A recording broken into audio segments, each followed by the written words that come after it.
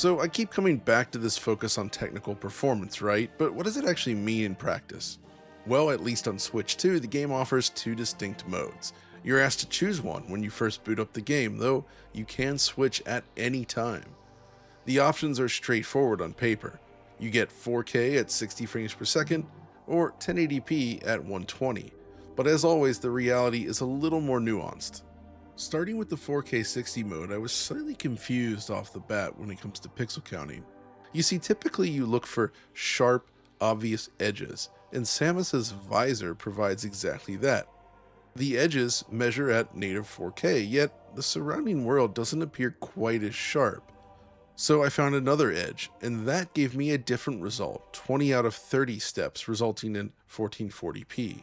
The explanation? The visor surrounding the screen is rendered separately and composited into the main scene. In fact, those edges might even be 2D elements. It's actually a little difficult to tell. There is at least some lighting applied to it, but it could just be an overlay. However, because the visor is always on screen, your eyes kind of perceive the overall image as being sharper than it actually is. Anti-aliasing then is handled by SMAA, and the results are surprisingly great. There's no temporal AA, and the developers largely avoid low-resolution buffers, so the image retains a uniform sharpness. From a typical viewing distance, it genuinely does read like a native 4K image, even though it's very much 1440p. There's a slight interpolation visible, but it's very sharp, the best image quality I've seen from a Nintendo game on Switch 2 thus far. But there's another option, the 120Hz mode, and this one drops the resolution all the way down to 1080p, and this includes things like HUD elements, which are native 4K in the other mode. So naturally, everything is a bit softer. Even so, I'd argue that the presentation remains sharp enough. In fact, at 1080p, it's still significantly sharper and clearer than Metroid Prime Remastered was on the original Switch, by a significant margin even. So while you're trading resolution for fluidity, it doesn't actually feel like that large of a sacrifice. And this is doubly true because image quality is the only real trade-off. The performance mode does deliver the same visual fidelity as quality mode. There's no obvious difference here. I was happy to sacrifice a touch of clarity for sheer fluidity. 120 frames per second is fantastic for a first-person action game like this. And thankfully, when the developers promise 120 frames per second, they actually mean it in this case. This is not just an uncapped, fluctuating VRR style mode. The game actually does lock to 120 and holds it with complete consistency. Well, almost. You see, while all the dungeon-like areas were completely locked, I did notice some occasional, very tiny little dips when exploring the open world. When I say tiny, I mean just a couple dropped frames here or there, not actual sustained dips. It's very, very minor, I'd say. And all of this applies equally to the 60Hz mode, by the way. The main areas you explore, all flawless, but the open world, again, you get these tiny little disturbances on the frame time graph. It's so small that I really only picked up on this after benchmarking it with our tools. So yeah, the 60Hz mode, also smooth. But of course, motion clarity inevitably suffers at lower frame rates, which is why I usually use black frame insertion in such cases. And I don't mind that compromise, but BFI does slightly dim the image, which in this case turned out to be less than ideal. Why, you ask? The HDR. Yes, until now I'd argue that HDR has been a disappointment on Switch 2.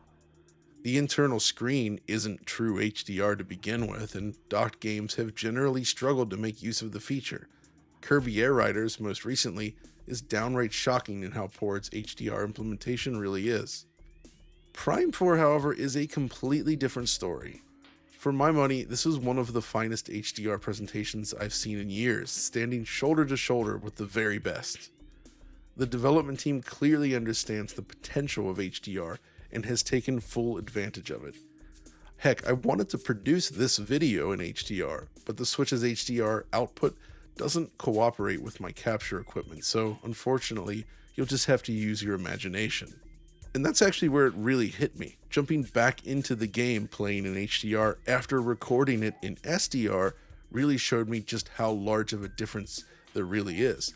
Highlights blaze with eye-searing intensity, while shadows remain deep and rich, creating spectacular dynamic range. For those on LG OLEDs, I highly recommend switching to HDIG mode rather than dynamic tone mapping, which I typically rely on for Switch 2 stuff due to the subpar results. When using it, the impact is truly transformative. HDR genuinely reshapes the atmosphere of the game, making a huge leap forward. If you own a capable set, you absolutely owe it to yourself to experience this in HDR. Alas, unsurprisingly, portable mode does not fare as well. The screen simply cannot reproduce HDR convincingly. The brightness and uniform backlight just can't get it done. And its sluggish response time means that even at 120Hz, lateral motion appears smeared. On top of that, portable mode drops to 720p when running in 120 mode, while quality mode seems to be mostly around 1080p. Image quality really isn't a problem in portable mode, but the motion and HDR issues definitely are visible. This is, of course, no fault of the game itself, however, just a commentary on the hardware experience. Still, overall, while it doesn't reach the heights of the original, I'm very happy with Metroid Prime 4 overall as a massive fan of the series. In fact, it might be my second favorite in the series, depending on how it wraps up. It somehow manages to feel like a game made for a different time and place. It's evocative and special. And when it comes to the technical presentation on Switch 2, it's basically faultless. If that sounds interesting to you then, I encourage you, give it a shot.